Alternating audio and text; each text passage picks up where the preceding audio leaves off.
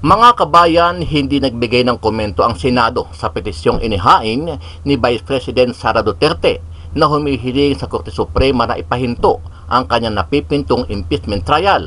Sa 3 pahinang manifestation, nakasaad na walang nakapaloob na aligasyon ang Vice Presidente laban sa Senado.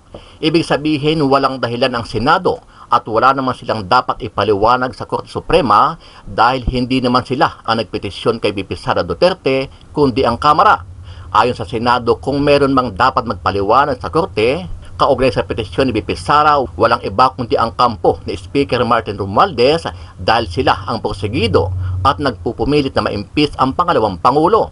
Samantala, kumpiyansa naman ng ilang congressman na papanigan sila ng Korte Suprema kaugnay sa petisyong inihain ng kampo ni VP Sara sa Kamara kung saan ay nais ng pangalawang Pangulo na ipahinto ang impeachment trial laban sa kanya dahil hindi niya ito dumaan sa tamang proseso at tila minadali ng mga mambabatas para makakalap ng mahigit 200 pirma para maihabol at matransmit agad sa Senado bago mag-break ang sesyon ng Kongreso.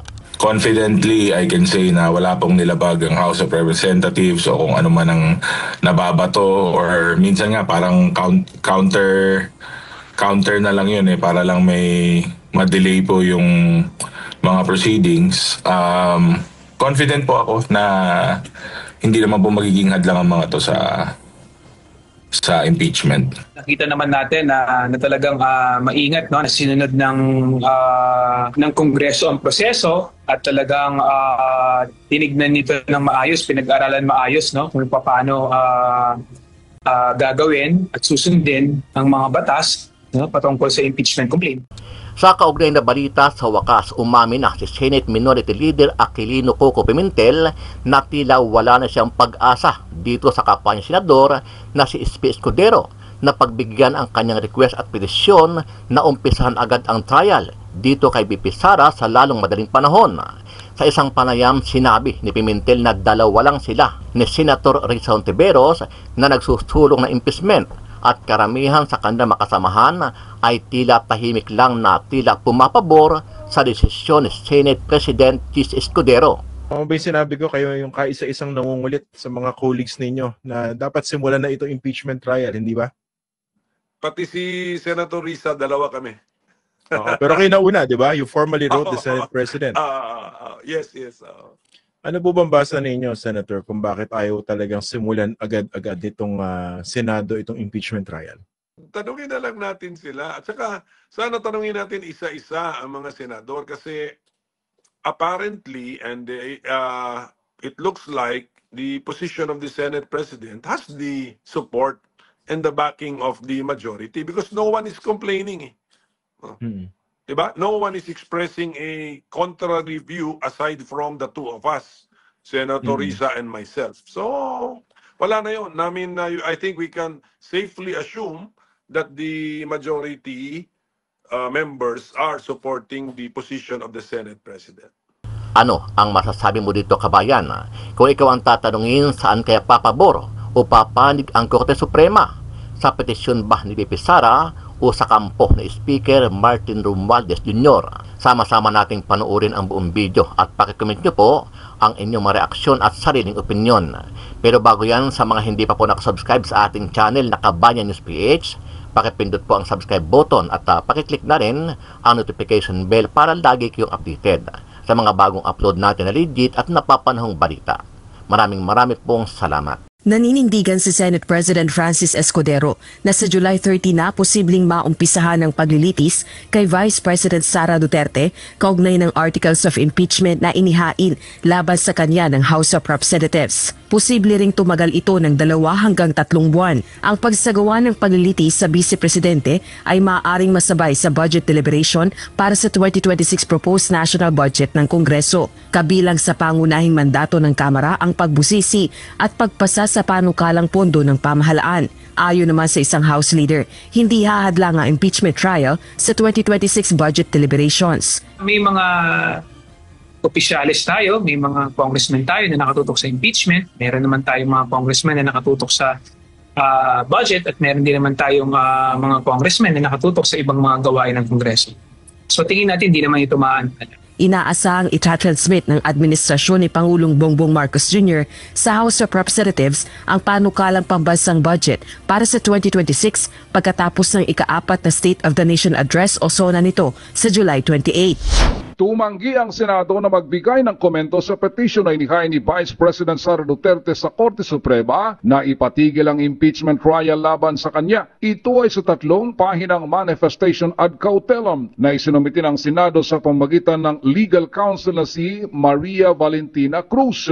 Sa 3 pahinang manifestation sa kataas-tasang hukuman, tumanggi ang Senado na magkomento sa petisyon ni VP Sara dahil sila ang magsisilbing impeachment judges sa impeachment court. Ito ay sa katwiran na walang aligasyon ng paglabag sa batas ang Vice Presidente laban sa Senado, kundi sila ay napasama lang sa kaso dahil sila ang tumanggap ng articles of impeachment mula sa Kamara de Representantes at sila din ang lilitis nito bilang impeachment court.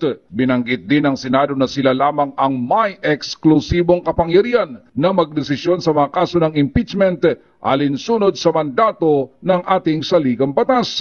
Pinadalhan na nila ng kopya ng manifestation ng Fortune, Narvasa and Salazar Law Office na siyang mga abogado ni Duterte. Ganon din sina House Speaker Martin Romualdez, House Secretary General Reginald Velasco at ang Office of the Solicitor General o OSG. Sa petition for certiorari and prohibition na inihain sa Korte Suprema ng mga Davao-based na mga abogado na kakampi ni Vice President Duterte, hiniling ng mga itong ipatigil ang impeachment laban sa pangalawang Pangulo. Ito ay dahil sa paniniwalang lumabag sa batas ang Kamara de Representantes nang inendorso ang ika-4 na impeachment complaint laban kay VP Sara Duterte. Proper remedy ba yung pagtakbo sa Supreme Court para naman puwersahin yung mga senador na gawin yung kanilang mandato under the Constitution? And actually, there's an existing petition to that effect. Christian, pending na yung case. Ayoko mag-comment, pero of course may opinion ako doon. Pero ayoko na lang sabihin. Di ba natin pwede pag-usapan yan? Ayoko na sabihin, pero hayaan ko ng Korte Suprema. I believe kung ano man yung decision. Sa tingin ko, I believe na yung decision ng Supreme Court, yun yung tamang decision. No? I believe alam na nila yung sagot. ang ingat nyo naman, Senator. Nagkikwentuhan lang tayo rito eh. Ayoko na pangunahan. Anyway, ano na lang yan. Let it be. Tingnan na natin. Gusto ko rin malaman how the Supreme Court will resolve it. Tingnan ko. But in terms of jurisdiction, you agree na meron jurisdiction ng Supreme Court? In terms of our citizens running to the Supreme Court, diba?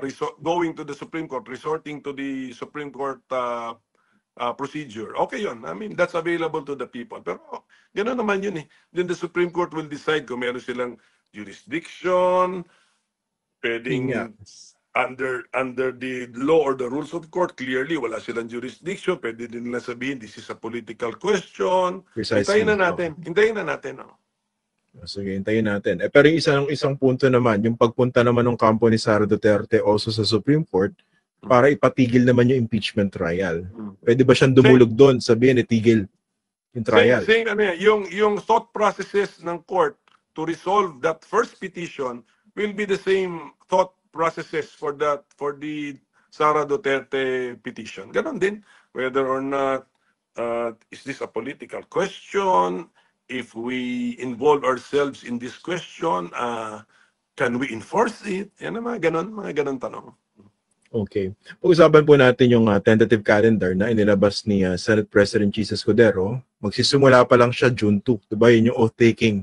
At magiging parte pa kayo nun. At kung masusunod yun, July 30. Actually, baka the following day pang araw, sabi niya, yung start ng mismong trial. Ano ba nakikita niyo mga complications or problems kung masunod itong calendar na ito after elections pa?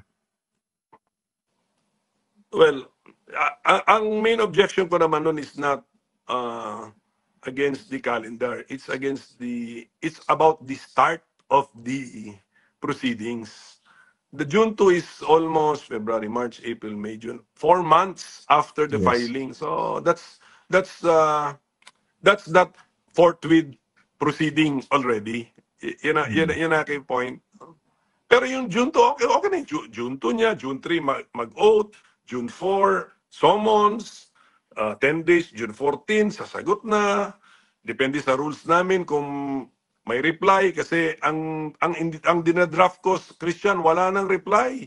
Answer na lang Ah, kasi kasi kayo na nga, ang House na nga ang nag-charge eh. May articles of impeachment na kayo eh. That should have been very comprehensive already, and then the impeached official will answer, and then ano na, go na. wala nang rejoinder, yung mga ganun. Wala na reply rejoinder. Dapat Okay. dapat yung articles of impeachment comprehensive na yon, and then yung answer mo comprehensive na dapat. Okay. Okay. Actually, ito, no, may mga naisip akong complications yan eh. Lalo pag tumawid yung impeachment trial po from the 19th Congress to the 20th Congress. What could stop the new set of senators from questioning the rules that were adopted by the previous set of senators? Di ba pwede po mangyari yun? Pwede, kasi nandun sa dulo natin, ang last rule natin is how to amend the rules. So, Pe- it can be amended by the court itself. But Pero- anyway, Christian, yung atin namang proposed rules, they're so general and familiar already with the stakeholders in the court system, in the judicial system, the practicing lawyers.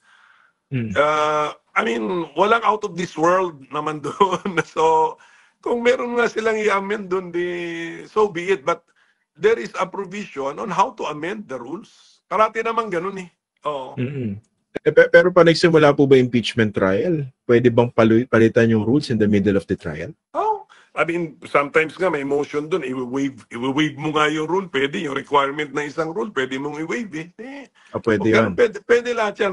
Basta ganito, basta we will not prejudice the interest of the impeached official, to be fair. Yun yan. Okay. And then also we will not also make it more burdensome for the prosecutors. Kasi at the current state of the laws, of the rules, nag-comply sila eh. And then, sasabihin mo, tapos hindi natin pwedeng biglang dagdagan ng requirement na hindi na compliant yung final nila. Hindi natin gagawin yun. Ano ba yung sinabi ko kayo yung kaisa-isang nangungulit sa mga colleagues ninyo na dapat simulan na ito impeachment trial, hindi ba?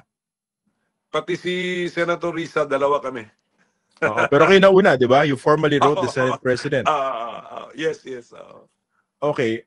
Yung bang letter na pinadala niya sa Senate President, was this formally replied to? Nagkaroon ba ng response dito? Formally? In writing hindi, pero nakapag-usap na rin naman kami. So narinig ko na yung pronouncement sa media at saka nakapag-usap kami personal. And Anong sinabi niya sa inyo? And then yung pagkatapos namin mag-usap, nag-double down pa siya na talagang, di ba naglabas pa siya ng kanyang schedule, timetable. So mas nagmatigas pa ang Senate President. So ibig sabihin nun, wala kaming meeting of the minds. I was not able to convince him, and likewise, he has not been able to convince me. Ano po bang basa ninyo, Senator, kung bakit ayaw talagang simulan agad-agad itong Senado, itong impeachment trial? Hindi, ayoko mag-speculate. Sana ini-interview nyo rin sila para Susunod. malaman Hindi.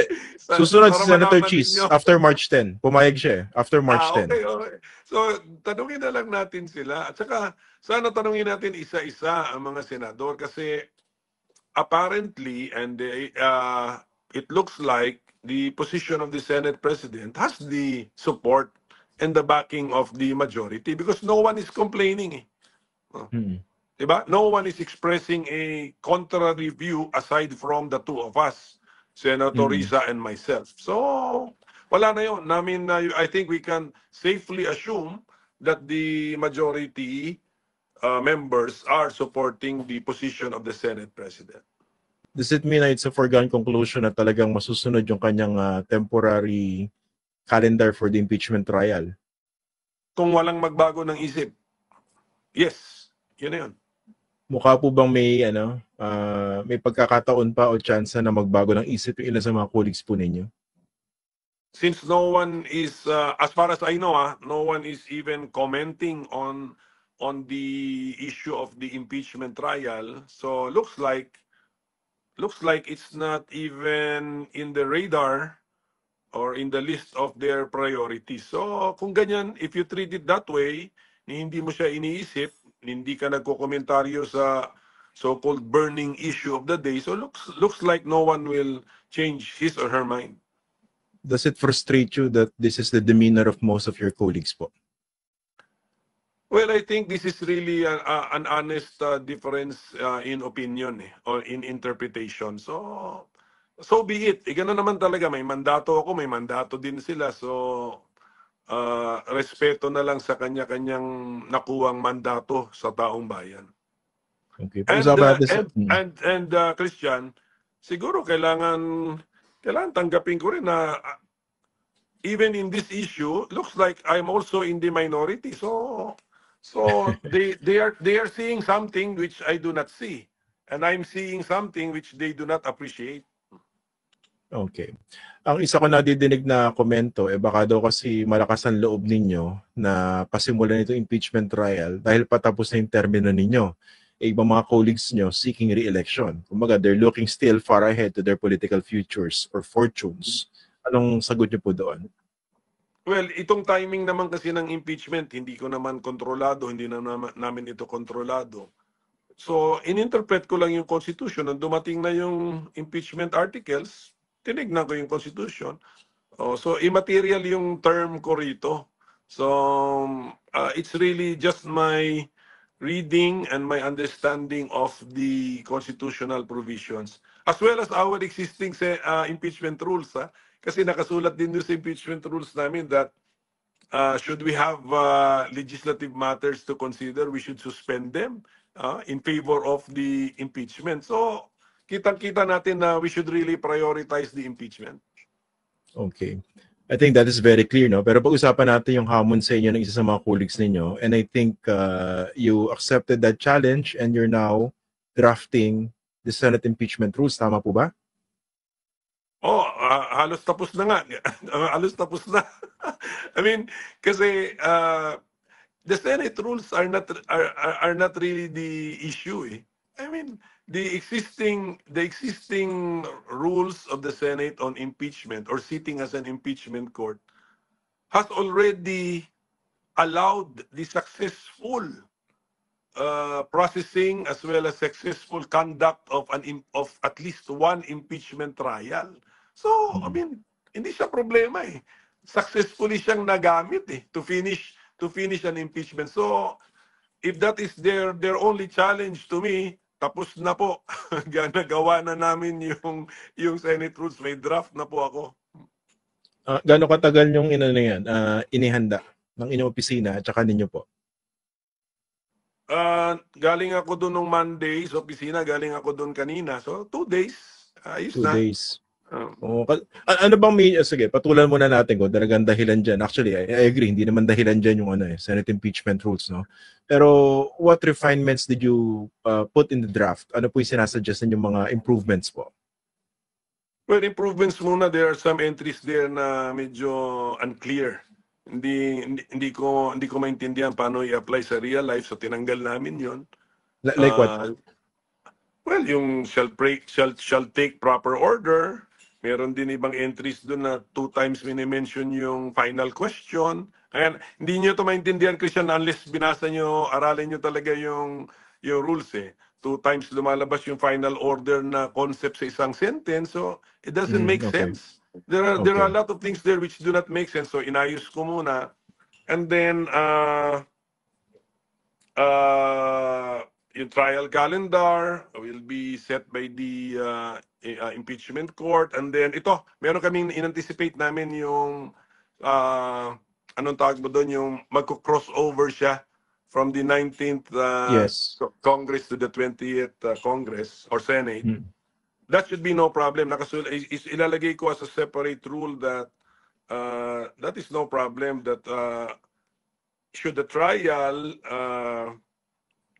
continue after 12 noon of June 30 next following an election, so we just have to suspend the trial until after the new members of the Senate have taken their oath, not only as senators but as members of the impeachment court. Court, So, ganun senator lang. judges. Okay. Senator So- judges. And then should there be a new Senate President, then the Senate President should take his oath. Ganun lang. Parang klarong-klaro. Wala kayo nakikitang legal impediments dun sa konsepto o prinsipyo ng pagtawid from the 19th to the 20th Congress na impeachment trial? Para sa akin, madali kong na settle o na justify sa mind ko eh. It's a court. The Senate will sit as a court. So the court continues its existence. The court will just welcome new members. Walang problema doon. It's just like the Supreme Court or the CA Court of Appeals Division, Sandigan Bayan Division. Nag-change po ang membership ng division, pero tuloy-tuloy yung caseload nung division. It's the same caseload. As well as the presiding officer. So hindi issue kung mapalitan si Senate President Jesus Escudero ng ibang Senate President in the middle of the trial. Pwede po yan. Yes, mag-take lang siya ng oath and then from that point forward, siya na yung, kasi the rules will refer to the presiding officer eh. Yun. And the presiding officer can even be the Chief Justice in case the impeached official is the President of the Republic. Yes. Diba? Ganun yun eh. Oo. Ganun yun.